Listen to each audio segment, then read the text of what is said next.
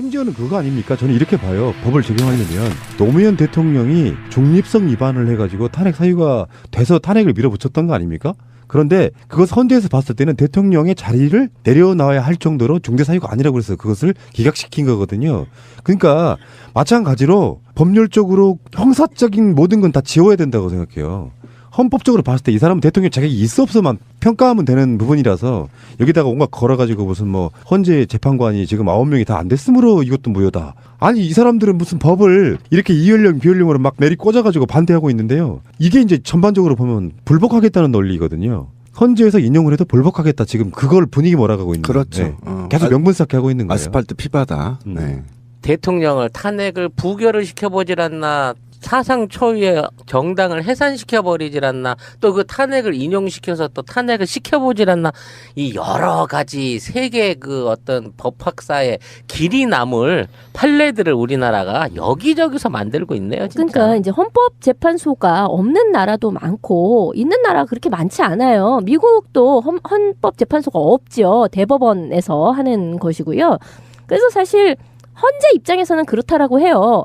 우리나라의 그 헌법재판소 87 체제 이후에 나온 그 헌법재판소가 탈모범이 된다는 거야. 자기들 말로는 앞서 나간다는 거지.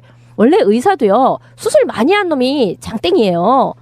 전 세계적으로 우리나라에 위암 수술이 되게 많아서 위암 수술 한국에서 왔다 그러면 왔다다 이런 식으로 이런 이상 야릇한 사건이 워낙에 많아서 한국의 헌재라고 하면 굉장히 앞서 나가는 거를 본다는 거야.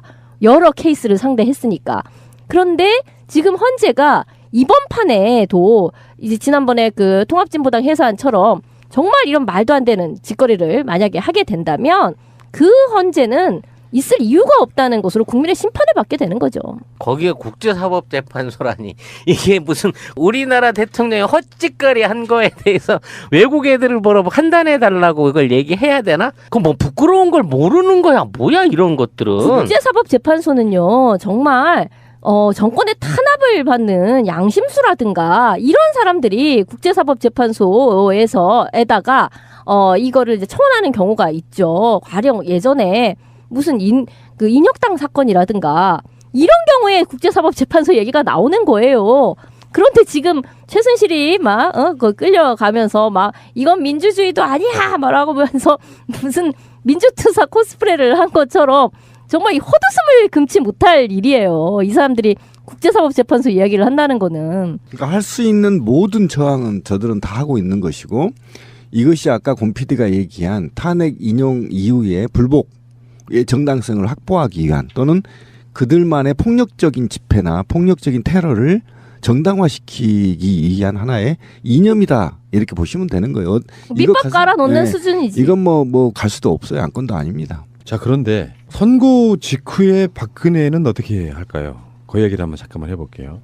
규정이 없어서 지금 우리도 헷갈리는 거예요. 예를 들면 첫 번째. 평소에 좀 시켜봤어야 되는 건데 몇 놈씩. 그러니까 첫 번째 하나는 있어요. 탄핵 기각되면 바로 업무에 복귀합니다. 시발 안 불겠죠. 이것도 규정이 없대. 언제 복귀해야 되는지. 근데 그 반대 규정이 있잖아요. 탄핵이 국회에서 통과돼서 헌법재판소에 접수되는 순간 업무가 정지되는 것처럼 탄핵이 기각되면 바로 업무에 복귀를 하는데, 인용됐을 경우는 아직까지 규정도 없고 선례가 없어요. 그랬을 경우에 박근혜는 언제 청와대를 나가야 되는가부터 굉장히 고민스러워지는 지점이에요. 그러게요. 이걸 바로 그냥 구치소로 인신 구속만 해서 짐 쌀 시간도 안 주고 그냥 푸른색 수위 하나 딱 갖고 들어가서 끌고 나와야 되는 건지, 아니면 지짐 다 정리하고 있는 주사제들 다 써보고 먹을 거 먹고 친지들한테 정리해서 짐 보낼 거 다 보낸 다음에 모시고 가야 되는 건지. 통상적인 것은 어쨌든 헌재가 인연 통보서를 직접 박근혜한테 전달하는 날로부터 효력이 있겠죠. 네, 사실은. 그런데 그거를 놓고 언제 며칠 안에 방을 빼야 된다, 닭장 청소를 해야 된다, 이런 거는 지금 나오지 않고 있어서 한간의 정치계에서는 버티면 어떡하지? 그렇지. 이게 지금 돌고 있는 것도 사실이에요. 안 나오고 있으면. 그러니까 제 생각이 그건 거예요. 이거를 버틸 수 있는 근거를 주지 말고 바로 대통령의 직무가 끝나서, 권한이 끝났으므로 구속 수사를 하라는 거지. 안 나오고 버티고 소위 탄기국이나 박사모에게 테러를 모의하거나 또는 지시하거나 이런 메시지를 던져서 사회 혼란을 야기시켜서 쿠데타를 일으키려고 하는 마지막 꼼수를 구상하고 있을 수도 있다. 이럴 때는 사실은 저는 방법은 하나다. 국민들이 100만, 200만이 모여서 짱돌 들고 청와대 가서 끌어내야 된다. 그리고 그 신병을 검찰에 넘기면 된다. 흔히 말하는 구속사유가 그거잖아. 증거인멸의 우려와 도주의 우려가 있을 때는 즉각 구속을 해야 되는 게 맞거든. 그러니까 그 내규로 인해서 얘 어떻게 방패해야 되지, 얘 어떻게 예우해야 되지, 이런 걸 생각하기 이전에 검찰이 나서서 일단 구치소에다 옮겨놓고 주인 없는 사이에 짐들 정리할 거 정리해서 깨끗하게 비우면 되는 거예요. 아니, 짐을 거기서 치우는 식으로 하면 안 되죠. 거기는 범죄 현장이에요. 수사를 해야죠. 현장을 그렇지, 보존하고. 현장 보존하고 수사를 그걸 해야 무슨 되는구나. 택배 불러가지고 저희 짐 끌어내 이렇게 하면 안 되는 거예요. 현장을 훼손하면 안 되죠. 포장이사 부르면 안 되네. 잠깐만요, 박근혜 씨. 정반대로 한번 제가 박근혜 씨께 여쭤볼게요. 어떻게 할까요? 거기는 제가 어렸을 때부터 계속 살았던 곳이고요. 그렇기 때문에 저는 거기를 제 집이다라고 생각하고 저는 오랫동안 거기에서 그냥 살게 해준다면 그냥 TV나 보고 살겠습니다. 거기다가 그냥 구금해 드릴까요? 청와대를 옮기라는 거예요? 어느 대선 주자 말에 의하면 청와대를 무슨 공원으로 만든다 이런 얘기도 있던데 그렇군요. 그냥 저는 거기서 공원을 관리한다라고 생각하면서 그 안에서 조용히 살겠습니다. 근데 탄핵을 만약에 이제 인용이 됐다고 칩시다. 근데 이거를 재심 청구할 수 있대요. 또? 단서가 있어. 결정적인 상황이 누락돼 있다고 판단이 되면 다시 재심을 할 수가 있는데요. 그게 재심 사유가 있는 경우에 사유를 안 날로부터 30일 이내에 다시 해달라고. 그 결정이 있는 날부터 5년 이내에 재심 청구해야 된답니다.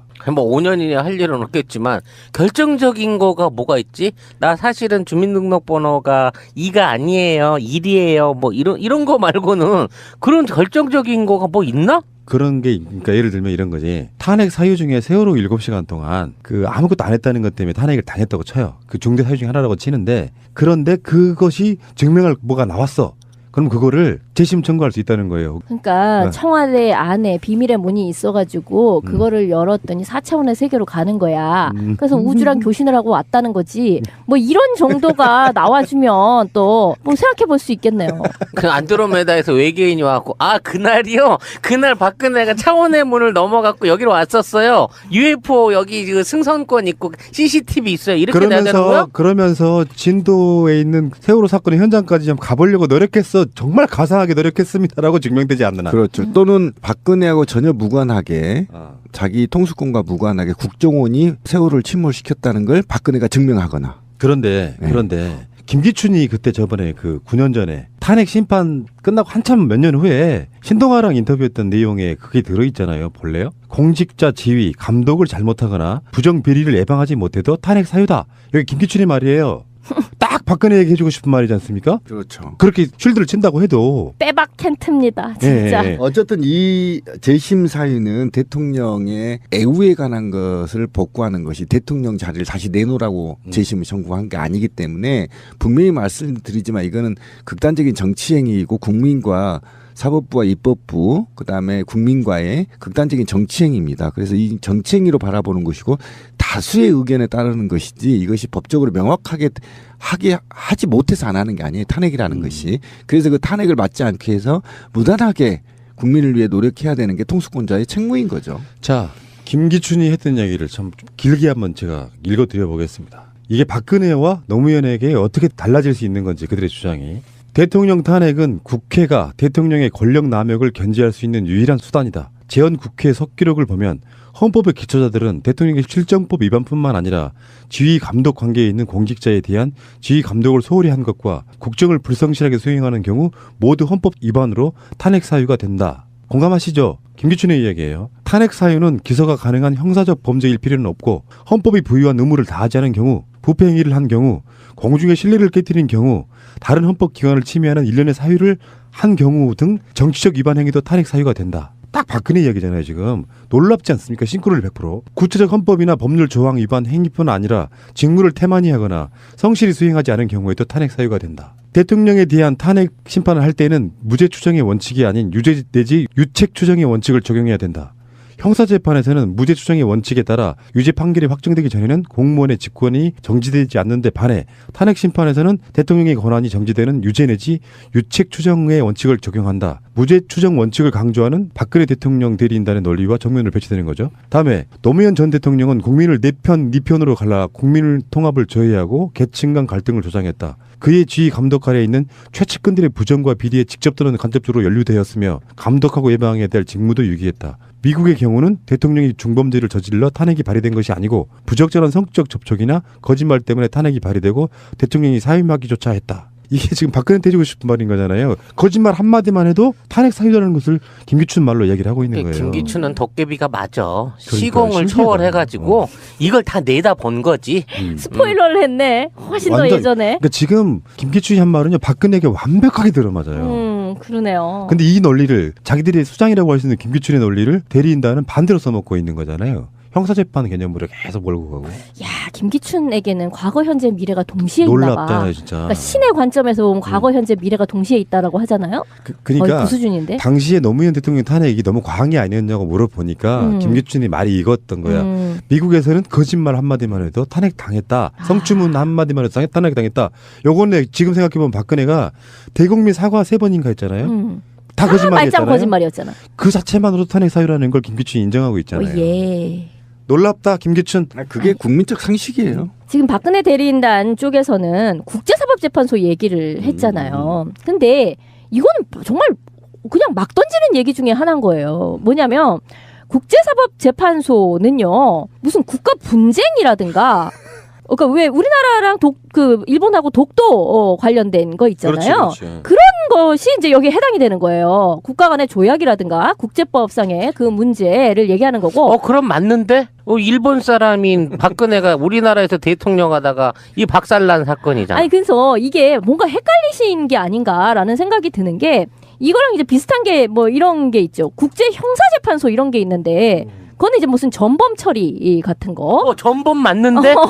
내란 수괴이자 전범을 시도했던 거 맞잖아. 예, 예. 또는 무슨 이제 국제사면위원회 또 이런 게 있는데 이거 헷갈린 게 아닌가. 그것도 맞는데? 아니 국제사면위원회는 왜 양심수 같은 그만해, 이제 그런 이거 거잖아요. 이거 불쌍하고 어려운 시기를 겪었던 신데렐라 같은 이 여인을 사면해주자는 차원에서 해볼 만한데? 그러니까 나는 이 사람네들이 지금 국제사법재판소를 막 급하니까 막 던졌는데 이게 국가 간 분쟁에 해당되는 이야기인가? 이 사람은 무슨 말하자면 자기는 왕국이야. 그렇죠. 탕기국 국가잖아. 탕기국. 박씨 왕조의 공주로서 자기가 박해를 받고 있다. 그러니까 바티칸 이런 것처럼 나라 안에 나라 이런 것처럼 대한민국 안에 박근혜 공주 나라 공국이 있었는데 그게 무슨 이 안에서 국제 분쟁이 벌어졌다.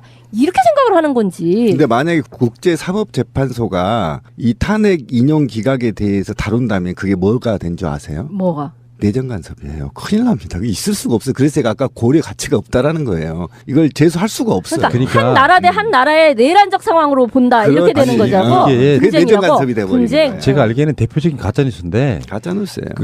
좀 법률적 상식이랄까 이게 좀 떨어지시는 분들한테는 굉장히 선동 요소가 되는 거예요. 좌파들이 언론인의 법정을 다 장악해가지고 박근혜 씨가 부당한 판결을 받을 가능성이 높으니까 여기에 국제사법재판소로 넘겨서라도 박근혜 대통령 구할 수 있다 이런 식으로 그렇지. 선동하는 거예요. 선동하는 거죠. 어이가 없네. 또 정말 놀라운 분명히 네. 말씀드리죠. 만약 이거 국제사법재판소에 다룬다면 내정 간섭이에요.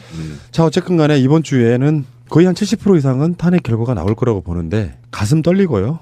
여러분도 마치 그렇지 않습니까? 굉장히 떨리고 국민의 민심에 반하는 판결이 저는 나올 거라는 생각은 전혀 안 하지만 혹시나 해서라도 우리 어떤 마음가짐을 좀 단단하게 했으면 좋겠다라는 생각이 듭니다. 그렇죠. 지금부터는 계속 긴장하고 매일 집회에 나오시고 어쨌든 퇴진 행동의 홍보에 따라 국민들이 좀 직결할 때 많이 나와 주셔야 됩니다. 100만 200만씩 모일 때 찍소리 못하던